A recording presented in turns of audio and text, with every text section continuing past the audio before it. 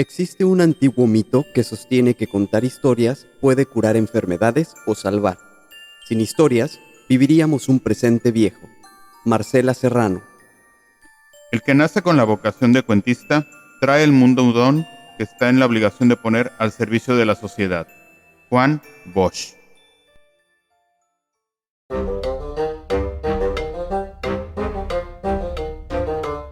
Hola a todos, mi nombre es Miguel. El mío Pablo. Y somos cazadores en búsqueda de buenas historias y creemos que todos tenemos algo que contar. La vida es una colección interminable de historias que viven a nuestro alrededor. Algunas son ciertas, algunas no. En este espacio buscamos darle voz a cada una de sus historias. Pueden ser de cualquier índole. El único requisito es que estén dispuestos a compartirla. Sin más, sean ustedes bienvenidos a Cazadores de Historias, el podcast. Hola, ¿qué tal? Bienvenidos otra vez a Cazadores de Historias. Pues como ven que estamos llegando al episodio 10, ya son 10 episodios que estamos con ustedes, con este mundo de las historias y estamos muy contentos. Hoy les tenemos un capítulo especial precisamente para conmemorar esos 10 episodios. Y antes de platicarles más o menos de qué va el tema y el episodio, pues permítanme saludar a Pablo. Pablo, ¿cómo estás? Muy ¿Cómo bien, ves? muchas gracias. Muy contento porque, como dices, ya estamos en nuestro capítulo número 10. Ha sido un camino muy emocionante, en lo personal muy lleno de muchas emociones, porque al final de cuentas estamos pues con el proyecto, ¿no? Con las ganas de seguir contándoles cuentos, historias y los relatos que nos mandan, ¿no? Y pues quiero aprovechar para que les recuerde que nos sigan en nuestras redes sociales, tanto en Facebook como en Twitter y en nuestro correo. Pero también los invito a que le den like, le den que le gusta la campanita en YouTube o que nos sigan en Spotify o en Apple Podcasts o en Amazon, en donde nos escuchen. Nos ayuda mucho que nos sigan y también obviamente si creen que nuestro podcast puede ser del gusto de alguno de sus conocidos, familiares o de sus amistades, pues recomiéndenos, porque al final de cuentas queremos nutrirnos tanto de historias de la demás gente. O sea, entre más gente nos escuche, pues yo creo que vamos a tener mayores oportunidades de que nos cuenten historias y compartirlas con ustedes. Pues bueno, vamos a platicarles un poquito de lo que va a ir este episodio.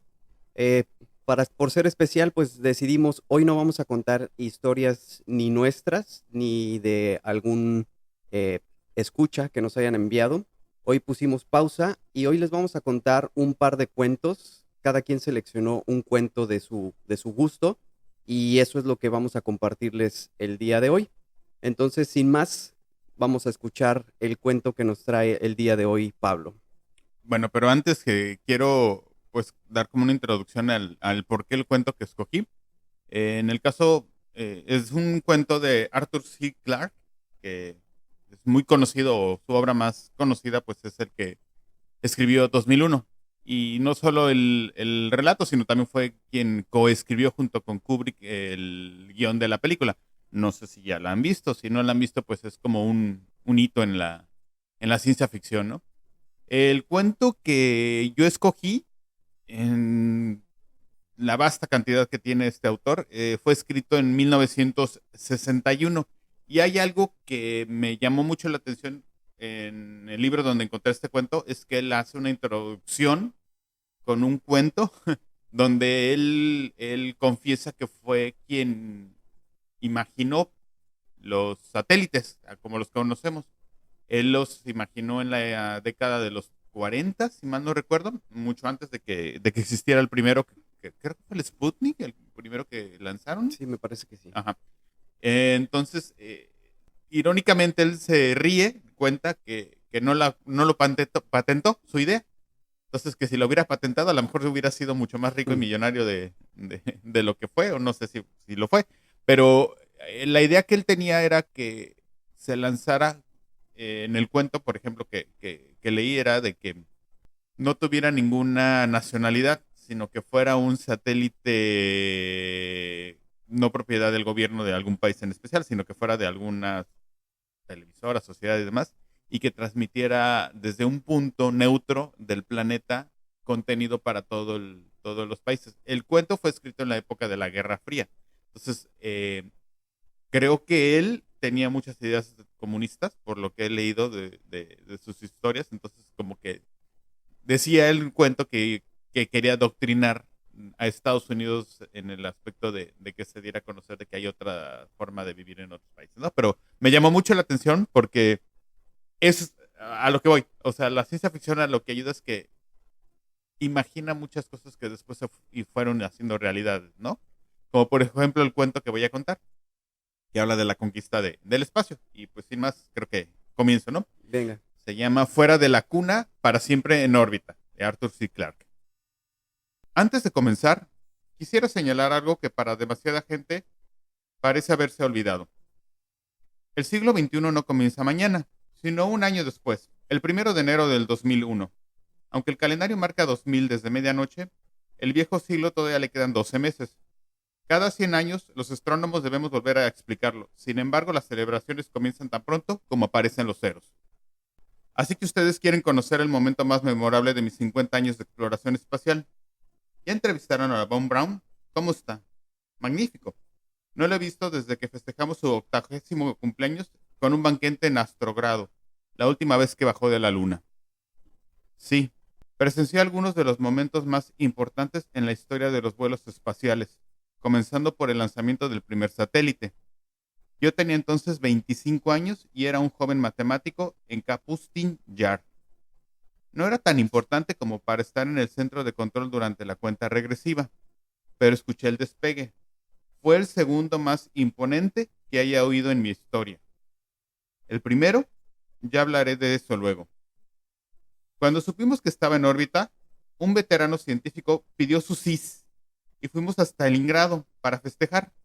Como ustedes saben, solo los grandes personajes tenían automóvil en el paraíso de los trabajadores. Recorrimos la distancia de 100 kilómetros casi al mismo tiempo que le llevó al Sputnik dar una vuelta a la Tierra. Y eso era ir muy rápido. Alguien calculó que la cantidad de vodka consumida al día siguiente podría haber lanzado el satélite que estaban construyendo los norteamericanos, pero creo que exageró. La mayoría de los libros de historia dicen que la era espacial comenzó entonces, el 4 de octubre de 1957.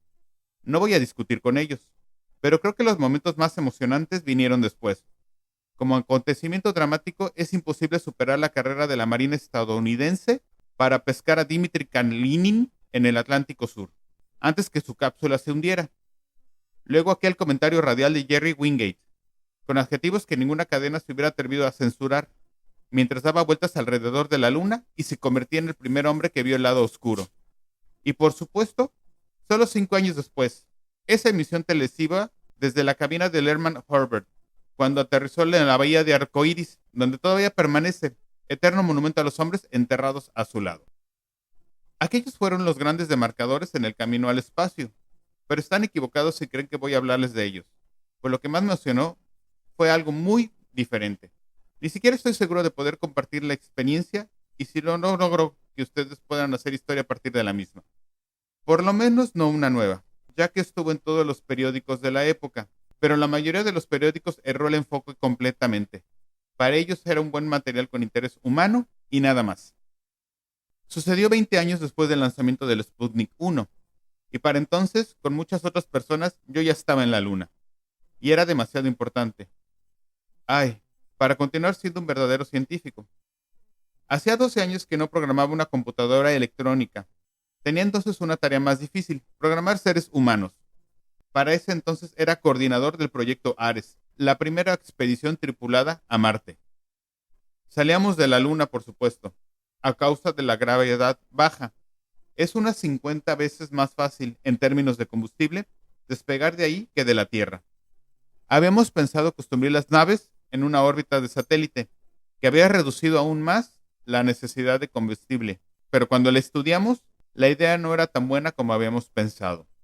No era fácil instalar fábricas y talleres de máquinas en el espacio. La ausencia de gravedad es una molestia en vez de una ventaja, si uno quiere que las cosas no se muevan.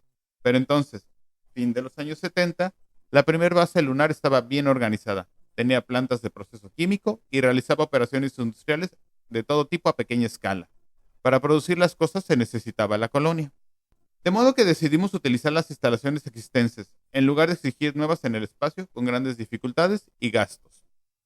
Alfa, Beta y Gamma, las tres naves de la expedición, estaban siendo construidas dentro de los muros de Platón, quizá la superficie amurallada más perfecta de este lado de la Luna. Platón es una planicie tan grande que si uno se detiene en el medio no adivinará nunca que está en el centro de un cráter. El anillo de montañas se esconde más allá del horizonte. Las cúpulas a presión de la base estaban a unos 10 kilómetros de la plataforma de lanzamiento, conectadas a la misma por medio de funiculares adornados por los que los turistas han arruinado ya este paisaje lunar. La época de los pioneros fue dura, pues carecíamos de los lujos actuales. La cúpula central, con sus parques y lagos, era todavía un sueño en las mesas de dibujo de los arquitectos, y de existir, hubiéramos estado demasiado ocupados para disfrutarla, pues el proyecto Ares devoraba cada momento disponible. Iba a ser el primer gran salto del hombre al espacio. Ya entonces veíamos a la Luna como un simple suburbio de la Tierra, un escalón en el camino a lugares realmente que importaban. Nuestras creencias estaban claramente expresadas en la famosa frase de Tsiolkovsky, que yo había colgado en mi oficina para que todos vieran al entrar. La Tierra es la cuna de la mente, pero no se puede vivir siempre en la cuna para siempre. ¿Cómo? No, claro que yo no conocía a Tsiolkovsky. En 1936, cuando él murió, yo apenas tenía 4 años. Luego de media vida de secretos, era bueno poder trabajar libremente con hombres de todas las naciones. Era un proyecto respaldado por el mundo entero. De mis 4 asistentes, uno era norteamericano, uno era hindú, uno era chino y otro ruso. A menudo nos felicitábamos por escapar a la seguridad y a los peores excesos del nacionalismo, y aunque todavía existía una amable rivalidad entre los científicos de diferentes países, eso estimulaba nuestro trabajo. A veces yo me factaba frente a los visitantes que recordaban las épocas malas del pasado. No hay secretos en la Luna, les decía. Pero bueno, yo estaba equivocado. Había un secreto. Lo tenía delante de mi nariz en mi propia oficina. De no haber estado tan absorto en todos los detalles del proyecto Ares, quizás habría sospechado algo. Reflexionado entonces, por supuesto, vi todo tipo de pistas e indicios, pero en aquel momento no me di cuenta. Noté vagamente, es cierto, que Jim Hodges, mi joven asistente norteamericano, estaba cada vez más abstraído, como si algo le preocupara. 1 o 2 veces tuve que llamarle la atención por errores pequeños. Siempre pareció herido y prometió que no volvería a suceder. Era uno de esos típicos muchachos honestos que los Estados Unidos producen en gran cantidad. Generalmente muy en confianza, pero no excepcionalmente brillantes. Estaba en la Luna desde hacía más de 3 años y fue de los primeros en traer a su mujer desde la Tierra cuando se levantó la prohibición de sobrepersonal no esencial. Nunca comprendí cómo lo logró. Debe haber tenido algunas influencias, pero indudablemente era la última persona que esperaba encontrar en el centro de una conspiración mundial. ¿Dije mundial? No, fue mayor, ya que se extendió hasta la Tierra. Docenas de personas estuvieron involucradas, incluyendo al alto mando de la autoridad astronáutica. Todavía parece un milagro que hayan podido mantener todo en un gran secreto. El lento amanecer había comenzado ya hace 2 días, tiempo de la Tierra, y aunque las aguadas sombras se acortaban, todavía faltaban 120 horas para el mediodía. Estábamos listos para hacer las primeras pruebas estáticas de los motores de Alfa, pues la planta de energía había sido instalada y el armazón de la nave estaba completo. Allí, en la planicie, parecía más que una refinería de petróleo a medio construir que una nave espacial. Pero nosotros la encontrábamos hermosa por su promesa de futuro. Era un monumento de tensión mucho antes puesto que un funcionamiento de un motor. Y a pesar de todas las precauciones de seguridad, nunca se podía estar tranquilo. Si algo salía mal, podría demorar el proyecto Ares por 3 años. La cuenta regresiva había comenzado ya cuando Hutchins, algo pálido, vino corriendo. Debo presentarme a la base inmediatamente, me dijo. Es muy importante. Más importante que esto, le repliqué sarcásticamente, pues estaba sumamente disgustado. Dudó un momento, como queriendo contarme algo. Luego contestó, me parece que sí. Muy bien, dije, y se fue como un relámpago. Podría haberlo interrogado, pero hay que tenerle confianza a los subordinados.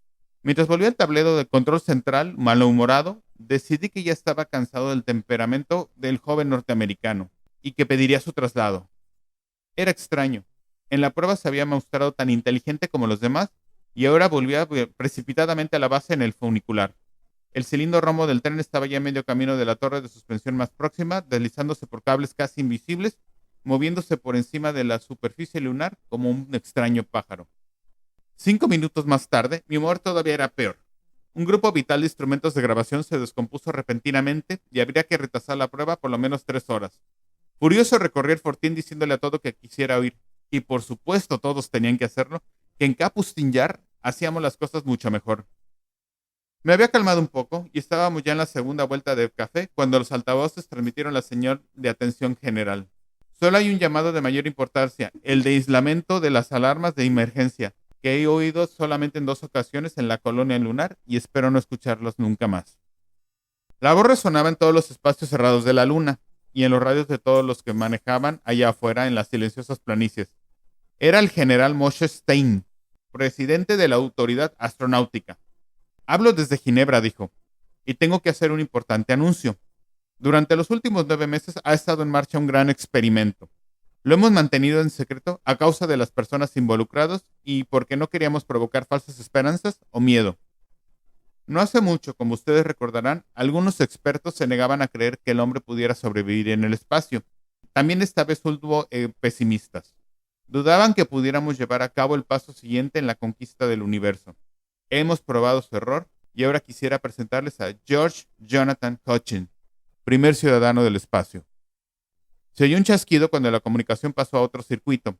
Luego hubo una pausa llena de murmullos y vagos ruidos. Y entonces, en toda la luna y en la mitad de la tierra, se oyó el sonido que prometía hablarles. El sonido más importante que haya escuchado en mi vida.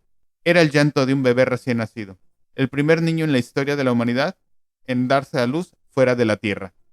Nos miramos en el fortín sumamente silencioso, y luego miramos las naves que estábamos construyendo allá afuera en la brillante planicie lunar. Había parecido tan importantes y tan imponentes minutos atrás. Todavía lo eran, pero no tan importantes como lo que había sucedido en el centro médico y que volvería a suceder billones de veces en incontables mundos durante todas las eras por venir. Pues en ese momento, caballeros, supe que el hombre de veras había conquistado el espacio. Pues de ciencia ficción, muy padre. La verdad es que, la verdad yo leo de todo, pero la ciencia ficción no es de lo que más leo. Sin embargo, tú sabrás mejor que yo, sí he leído algunos, digamos que íconos en ese sentido. He leído algo de Philip K. Dick Ujú. y obviamente las crónicas marcianas de Bradbury, que son como que básicas en esto de la ciencia ficción. Pero muy padre, muy interesante el cuento que nos trajiste. Algo que me gusta mucho de los cuentos, no, obviamente no solamente de este cuento de ciencia ficción, sino de los cuentos en general, es que creo que te dan la oportunidad de entrar en un mundo en un tiempo muy reducido, por así decirlo.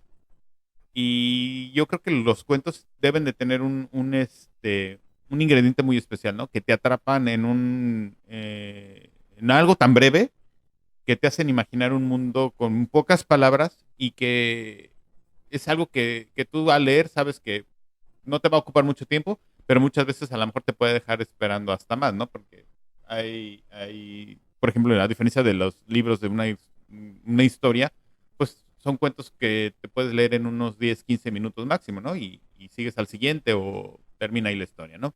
Pero creo que es algo que me gusta mucho de las recopilaciones de cuentos, es que te atrapan, pero no te comprometen a algo más, ¿no? O sea, en el aspecto de que es algo rápido. Pero como tú dices, ¿no? O sea, al momento cuando tú me planteaste la idea de tener un capítulo especial con algo, con un cuento que cada quien escoja, pues creo que lo primero o la primera persona que pensé fue en Isaac Asimov, porque tiene una serie de cuentos muy buenos. Pero no encontré uno que fuera tal vez del espacio, del tiempo que tenemos nosotros ya como delimitados en este podcast.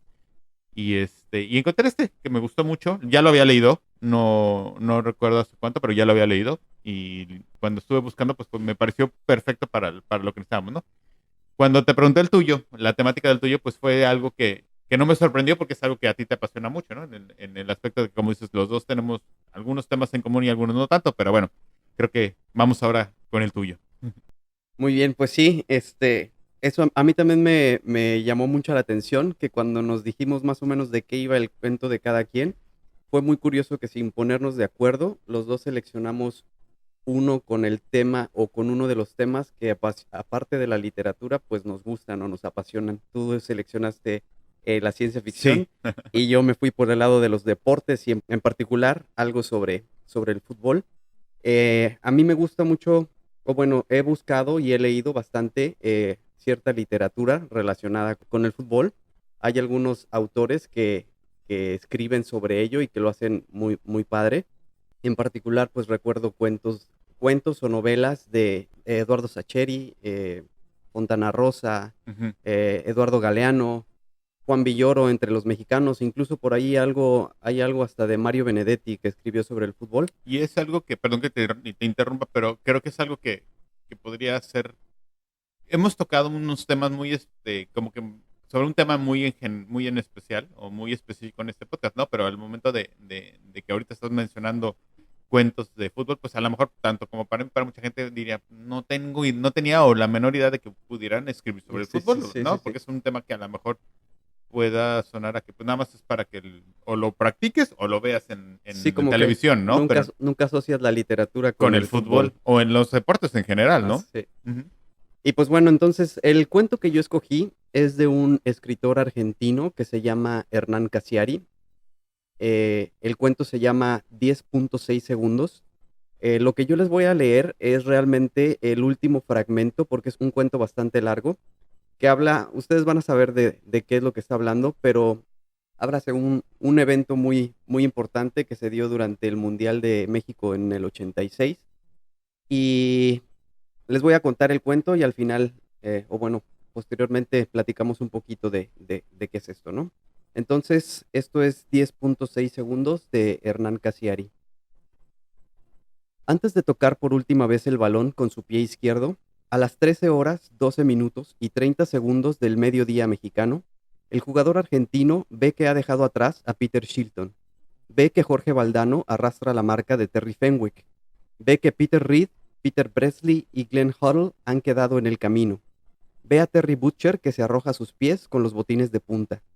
Ve a Jorge Burruchaga que frena su carrera con resignación. Ve a Héctor Enrique, todavía clavado en la mitad del campo, que cierra el puño de la mano derecha.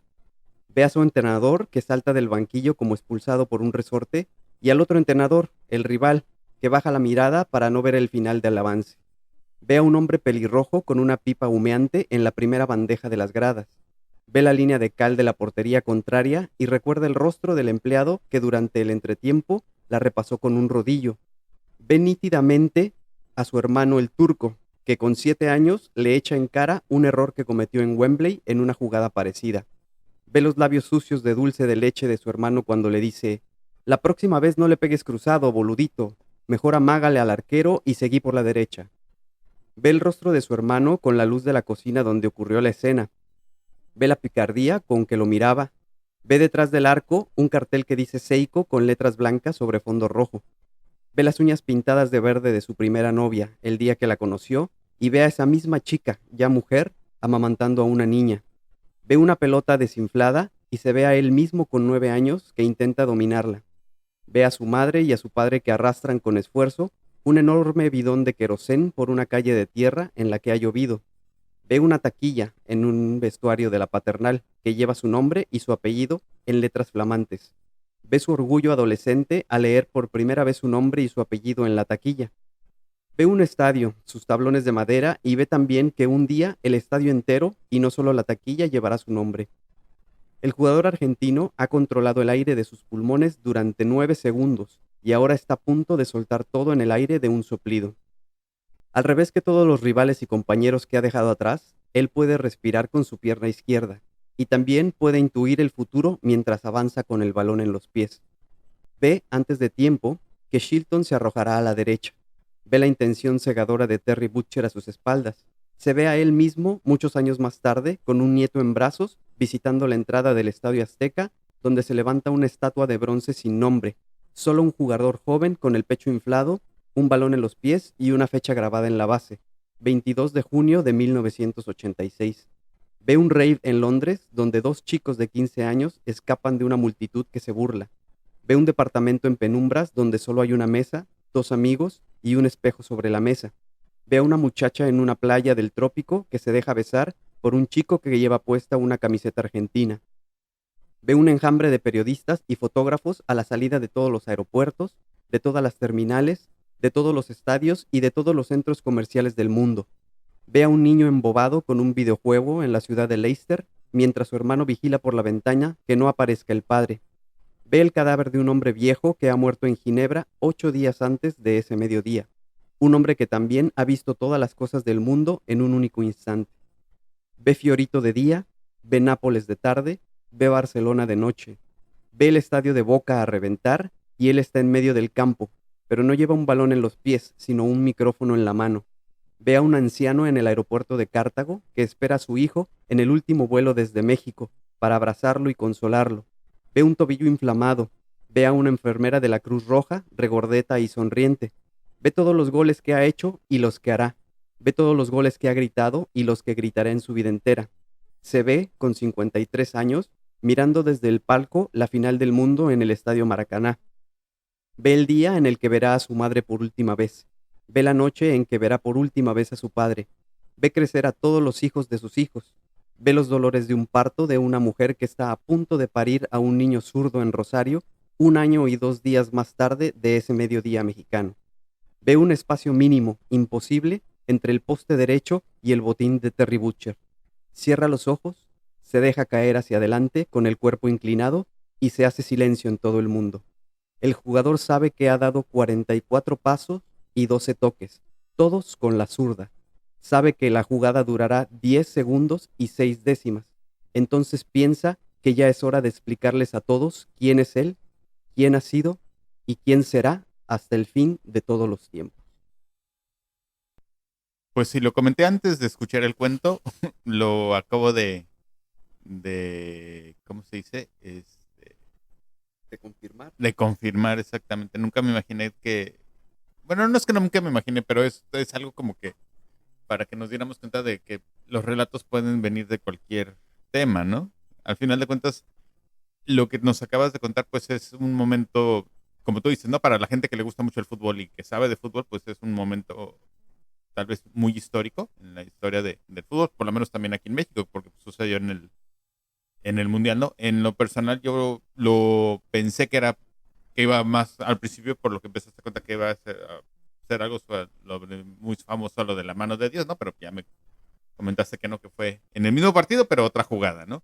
Y pues sí, o sea, creo que ambos tenemos gustos muy particulares y pues de ahí podemos sacar muchas historias también, ¿no? Y también pues para que vean nuestros escuchas, ¿no? Que como había comentado en principio, nos habíamos enfocado tal vez en un tipo de temas muy especiales o muy específicos en especial, valga la expresión, pero ya con esto nos abres más puertas, ¿no? Para que podamos contar otro tipo de historias. Al final de cuentas, lo importante es pues compartir una historia, ¿no? Pasar un tiempo, a lo mejor no la duración de nuestros podcasts casualmente han sido de no más de 30 minutos, ¿no? Pero a lo mejor durante esos 30 minutos podamos escaparnos un poco de nuestra realidad, de nuestra Cotidianidad, perdón, eso gracias. creo. Sí. Y pues compartir un momento, ¿no? Al final de cuentas, las historias que hemos contado, tanto tú como yo, han sido para los dos en su momento inéditas, porque ni tú sabes de lo que yo te voy a platicar, ni yo de lo que tú. Tan es así como ahorita. Aunque sabíamos más o menos el tema, no sabíamos la temática o el contenido del cuento, ¿no? Y así con ustedes, o sea, lo que nos envíen y lo que podamos nosotros contar, pues tienen que ser, o no tienen que ser de un tema en especial. Sí, es correcto.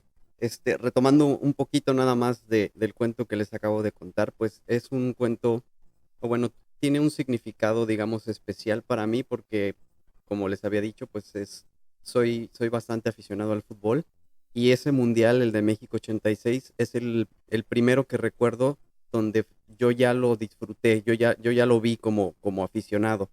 Ya cuando yo nací ya habían pasado 2 mundiales antes, pero pues estaba muy chico, así que ese fue especial para mí. En particular, recuerdo muy bien dónde estaba cuando vi ese partido y como mencionas, fue el partido de Argentina contra Inglaterra, donde fue primero la mano de Dios y a los 5, bueno, muy pocos minutos después fue que Maradona metió este gol que muchos nombran como el mejor gol en toda la historia de los mundiales. Ujú. Este, y en el cuento en particular, si ustedes tienen la posibilidad de leerlo, les digo, se llama 10.6 segundos de Hernán Casiari. Esto que les comenté o que les leí fue la última parte solo del cuento. El cuento abarca la mirada de cada uno de los jugadores o de los personajes, incluyendo el árbitro, los entrenadores.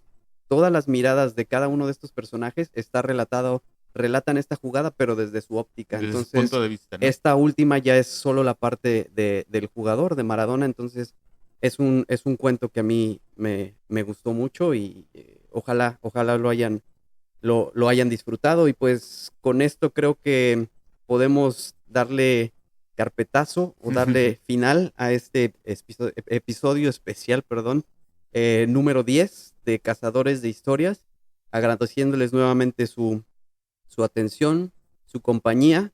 Como decía Pablo en un principio, les recordamos pues seguirnos, darle like, suscribirse, notificaciones, todo lo que ustedes ya saben hacer en todas las plataformas, YouTube, Spotify, Amazon, Apple, en todas las que ustedes nos sigan.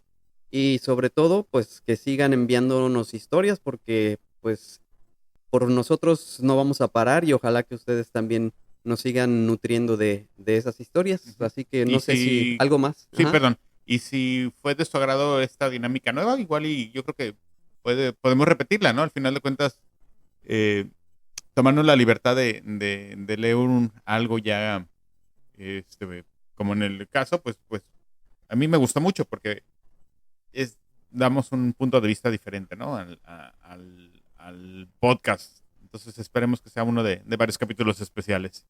Excelente, pues con esto estamos terminando y nos escuchamos la próxima vez. Así que hasta luego. Hasta luego.